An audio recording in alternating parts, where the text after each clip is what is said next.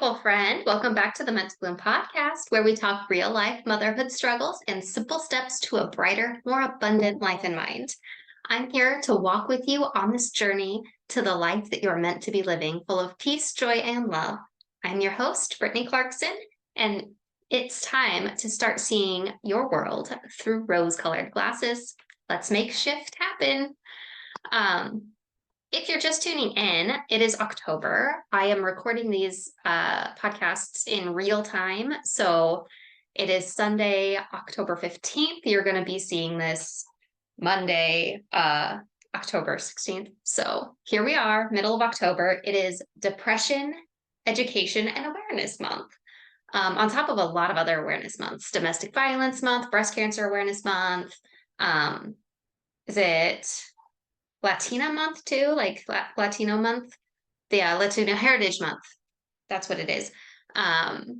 Spooky season. It's all kinds of things right now. October is a lot of awareness and celebrations.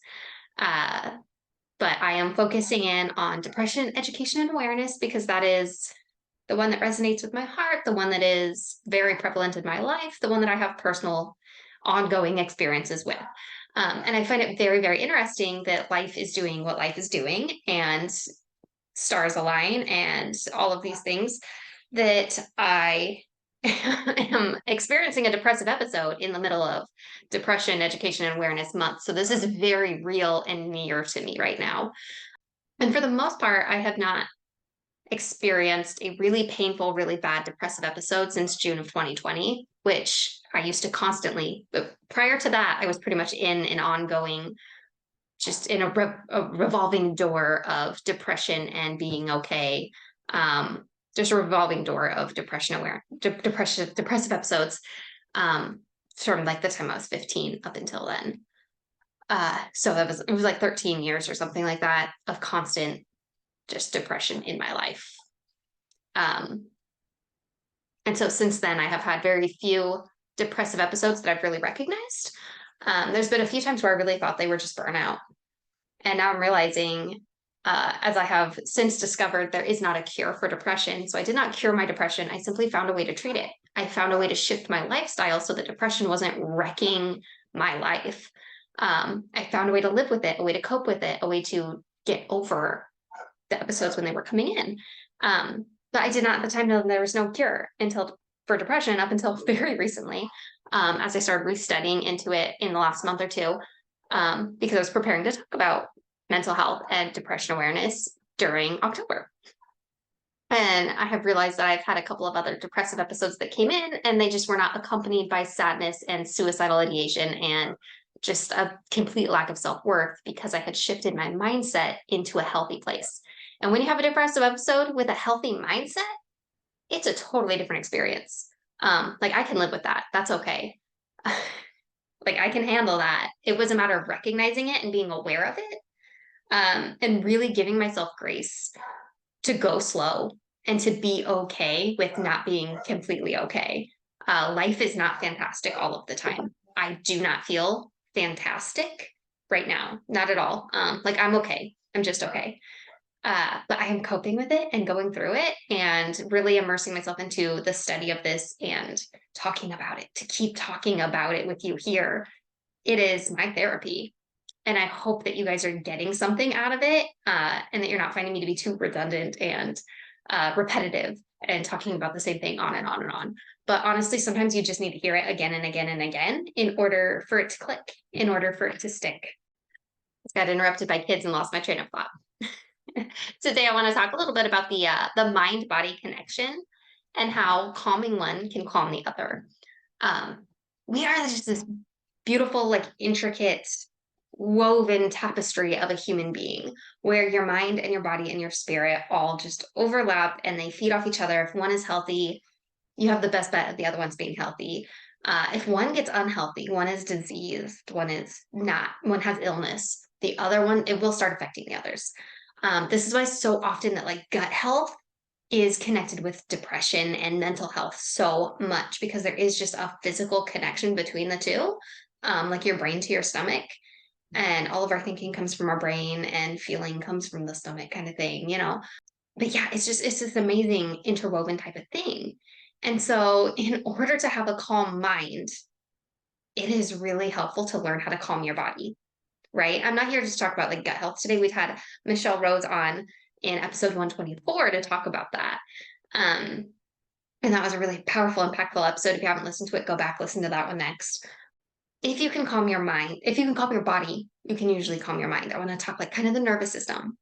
And there's these things I do as far as meditations and breathing techniques and things like that that really, really help me to really help me to be able to calm down in a very chaotic setting.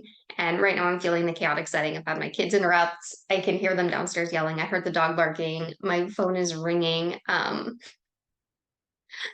Well, it's not ringing. It's always on silent. It is vibrating over here because I forgot to silence it and put on do not disturb. But chaos, calm yourself in the chaos.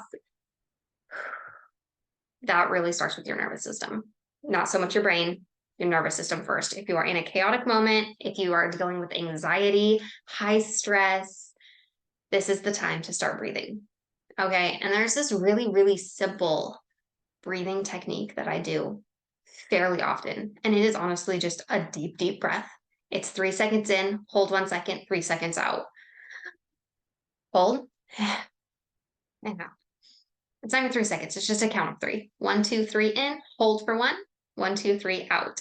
And don't get caught up on the numbers. Make it a comfortable breath. Because a lot of times there's box breathing that you can do where it's counting 1, 2, 3, 4 in, hold for 1, 2, 3, 4, 1, 2, 3, 4 out, hold for 1, 2, 3, 4. And that spikes my anxiety actually because I feel like I'm not getting enough air. I feel like I'm holding my breath for too long. I feel like I'm holding my breath out for too long, and I can't do that. So when it comes to breathing techniques, it's really about finding a rhythm and a pattern that actually feels good for you, not so much getting caught up on the details of doing it right. Which I even have a therapist specifically tell me this because she recommended doing, I believe it was Dr. Wise. He has the 4-7-8 breathing technique. That's what it's called. Where you were supposed to breathe in 1, 2, 3, 4, hold 1, 2, 3, 4, 5, 6, 7, breathe out 1, 2, 3, 4, 5, 6, 7, 8. Physically, my body does not do that well. It didn't work for me that way. But I had misinterpreted when she wrote the instructions for me or when she told it to me. I had misinterpreted how to do it. And I was a dancer at the time. So my mind is thinking it's an 8 count, 4, 7, 8. And I'm thinking you're counting to 8 one time, breathing in 1, 2, 3, 4, holding 5, 6, 7, breathing out on 8. And that breathing technique actually does work for me pretty well, that pattern of breathing. But most of it is simply to start focusing on the breathing instead of what's outside. Focus on the inside. Breathing literally it calms down your nervous system. It lowers your cortisol levels. Deep breathing can be really good. And I take what I call a cleansing breath now, where it is that 3 seconds in, hold 3 seconds out. So whatever the number that works for you, deep breath in, deep breath out. Whatever the pattern and number works for you, you do that. But as I'm doing that, I am thinking about breathing in peace. And I am thinking about breathing out stress. And I'm allowing my muscles to relax, the muscles in my face, in my jaw, in my neck, in my shoulders, the muscles, everything that I am tensing, the clenched jaw that I have, I'm releasing it as I exhale. And it is a powerful, just cleansing, therapeutic, one little moment. And very often that's all I need to be able to just go, like that's my, you know, pep talk to self, my internal huddle, it's go time. It's just this one moment pressing pause. It's my pause button to just breathe in and out and let go of the stress, allow the tension to leave my body so that I can focus on what I need to focus on moving forward. Whether that focus on is relaxing or that focus on is dealing with a chaotic situation or, just going about my day, whatever it is. That deep breath, it's like pushing reset. And that is just a simple, quick breathing technique you can do as a busy mom in the middle of the chaos, anytime you need to. Turn to that, push pause, deep breath, breathe in peace, breathe out the stress. All right. You can do any kind of visualization practice with this. You can do a meditation with this. You can do whatever you need to do. And mentioning meditation, one thing that I learned very early on in my healing growth journey as I started trying to get into meditation, because for the longest time, I couldn't do it. It felt like too big of an ordeal. Finding a quiet space to sit down was impossible at the time. And what I realized is I don't really need quiet to be able to meditate. I mean, to have a full spiritual experience, yeah, you probably do. But in order to calm my nervous system, I don't need to find a calm environment to do that. I can learn to calm myself in a chaotic environment because that's what I need to do as a mom of young children. I cannot always remove myself from the situation in order to calm down when sometimes I have to calm down right where I'm at. And so I started doing 5-minute guided meditations that you can find on YouTube. Seriously, just Google, just YouTube, 5-minute guided meditation. And I could link a few of my favorites below, actually. I'll do that for you. There's one by Ali Casaza that's specific for like abundant life for moms. And then there's a bunch by Alabaster and Co., I believe is what it's called. And those are like Bible-based meditations. And there's just so many others out there that I've even encountered, but those are the two that are just definitely on my go-to list. And I do love those. But I would put on a 5-minute guided meditation. I would go sit in my room where, yeah, I can hear my kids. I would go lay down on the floor and put my legs up the wall, which is a position that actually physically lowers the cortisol, stress hormone levels in your body. So coupling that with deep breathing and listening to this meditation while I'm tuning out the noises that I'm hearing coming from all areas of my home. That taught me, that was me training my body to be able to calm down and focus on growth and goodness and gratitude and wellness while in a chaotic environment, because that's honestly what we need. We can't always take a, weekend retreat to go reset everything. What we need as busy moms who are surrounded by chaotic children, is to be able to be calm in that chaos. And the best way to do that is to learn how to calm yourself in that chaos, not learn how to calm yourself away from it and then come back to it, because it is very different. It is a very different experience to calm yourself in a calm environment versus calming yourself in a chaotic environment. And leave yourself room for error. There's definitely room for error here. There is room for growth, room for learning, because you're not always going to pick it up and be able to do it right away. It takes time and it takes practice. Practice peace. Practice calm. And know that you're not going to be 100% right away. But that is really, really what I wanted to share today with what's going on in my life. I mean, if you want personal update wise, how I'm feeling right now is not so great.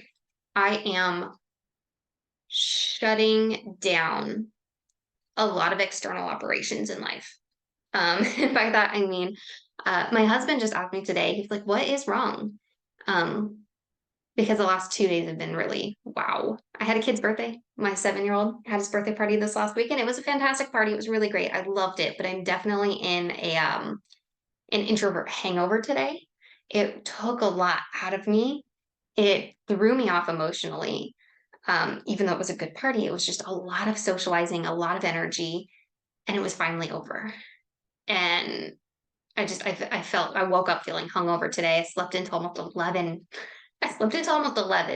Okay. I'm not an early riser, but 11 is pretty late for me.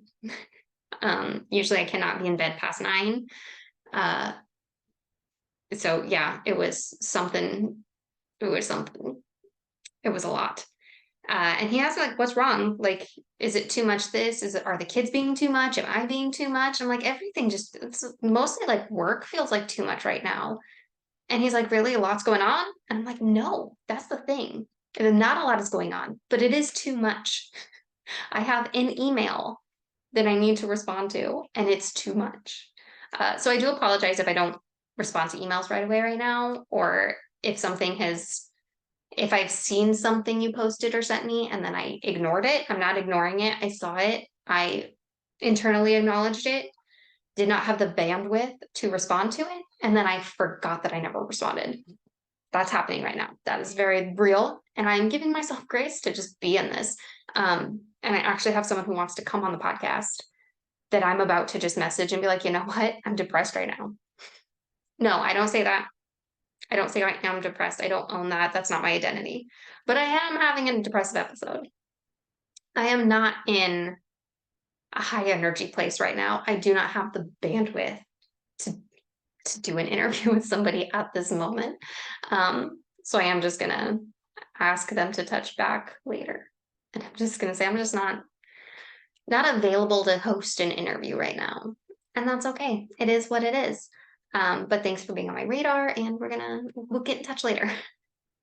I'm gonna wait until I feel good to do that kind of thing. But I will keep showing up here no matter what. I'm probably gonna post less than what I had planned. I was planning to do 3 episodes a week this whole month, and I'm thinking, maybe not. Maybe I drop back down to 1 episode a week, maybe just 2. But we'll see. I'm going to do what I can. I'm going to show up as much as I can. I'm not going to stop showing up. I'm going to still be here, even if I'm just showing up to update you guys and say, guys, things are not good. But they will be good. I know they will. And I'm practicing. What am I practicing right now? Meditating, calming down, staying off of social media. I am hibernating. I am really starting to think about the things I'm grateful for.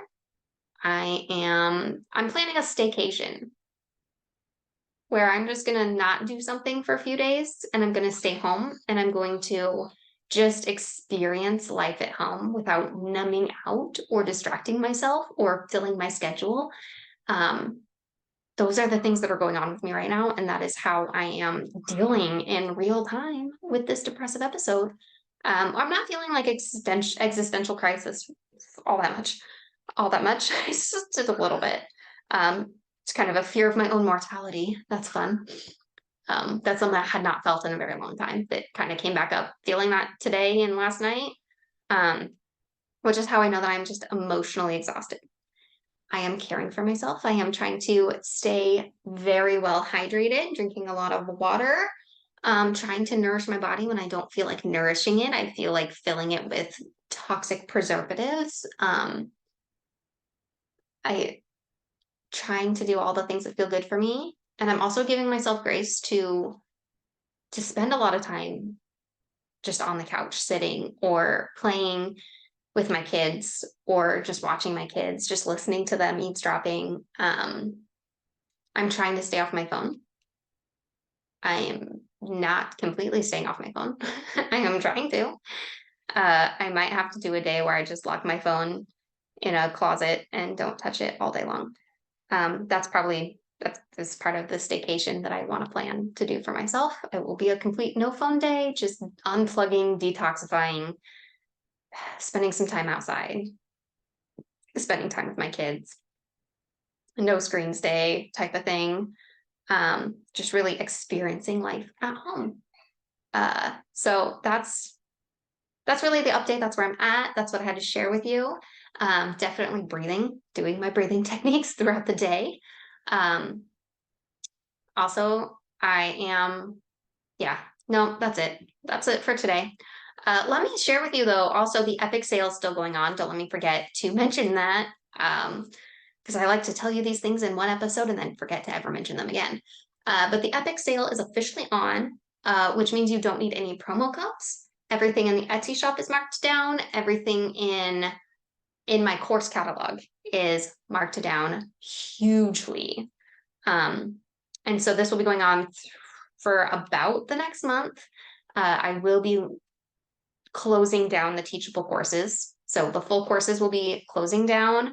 Etsy, when things expire, they are expired. I emailed out a list a while ago. Everything will be expired off of Etsy by the end of the year. I think there's only 12 listings left, and I started with 45. So check out menttobloom.etsy.com and see what's left. It is 50% off everything in there, 75% off whatever is expiring soon, very, very soon. So you can kind of prioritize that way. I've seen a lot of people get like a ton of downloads for like $3, and they just bought like everything. This is very, very cheap. There are printable guides, printable downloads, printable wall art, things like that. I believe my Mindset Realign is still in there, and it's cheaper there than anywhere else, for sure. So check that out, menttobloom.etsy.com. And also, you can get them from the links below.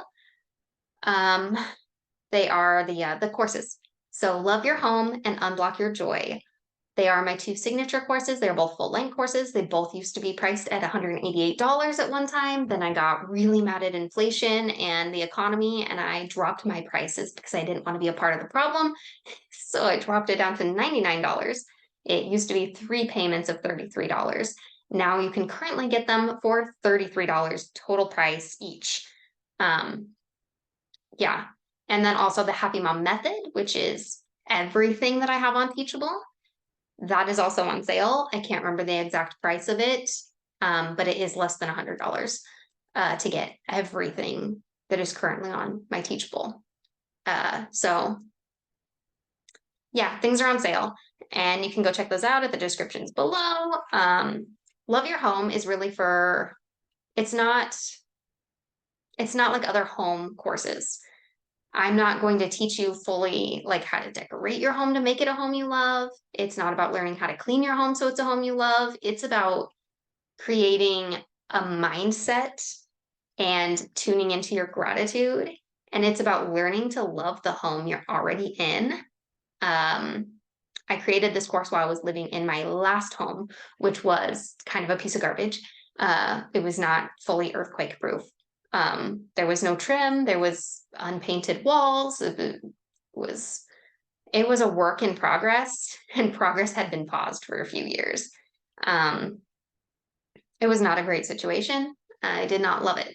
I had dreams of what I wanted it to become, and those dreams very much fell through because we decided to have more children and adopt more dogs and get a job and start a business, and we just didn't have time to repair the home that we had wanted to renovate.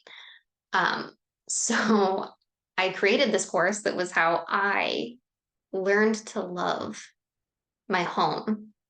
I learned to love the home that I had hated. And it's very much about home more than house. And it's very much about how you show up where you are. We do talk a lot about how to wrangle toys and how to clean out your closet and how to declutter and how to get onto a cleaning schedule, how to be okay with doing less. And honestly, if like you're struggling with how you feel in your house, that's the course for you. And Unblock Your Joy, that was very much created out of me growing out of depression and not letting depression run my life anymore. Because there was a time where I was doing a lot to keep myself from being happy. And Unblock Your Joy is about creating a capacity for happiness. It's about gratitude. It's about finding peace. It's very much about a lot of mental health practices. And so that would be definitely the one I'd suggest if your house isn't the problem, but your mindset definitely is. But the two go hand in hand. They were created to be part of the Happy Mom Method, and it is what it is. They're out there. You can get them now for $33 a piece, which is a major steal. Anyways, I'm going to leave it at that. That is it for the day. I gave you this promotion here, and let me tell you, there's also freebies that I have for you.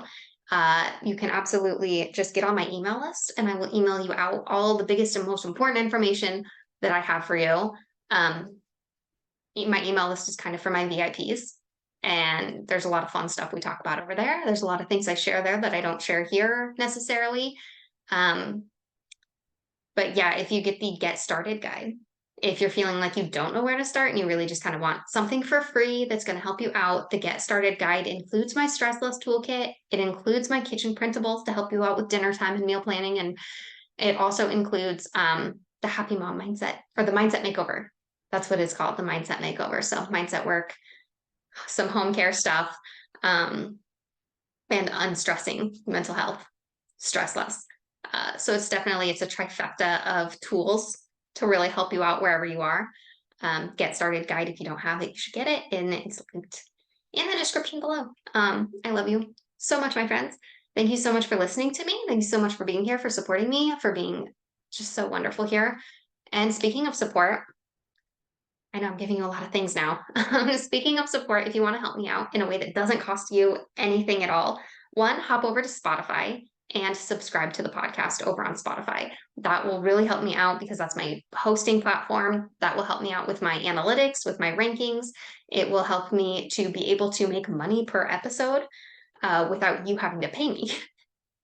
Yeah, if I have enough subscribers over there, I can be paid by Spotify to post an episode, and you listening to the episode on any platform will pay me a little bit of money, which is really fantastic for me because I put a lot of time into this. And two, if you can go to Apple and write a review, that will help boost my audience, my searchability on the platform. If you can give me a quick review, even if it's just leave a heart emoji. You don't have to be fancy. It doesn't have to be super heartfelt. Just give me some stars. 5 would be great. I'd love that. And just say anything. Just say it's good. I like it. Give me a heart. Give me something. Tell me a joke in the review. It's fine. Whatever you want to do. Just writing a review, giving a good review on Apple will help me out without costing you anything more than 3 minutes of your time. Anyways, that's it, my friend. I love you so much. That's all I got for you today. Until we meet again.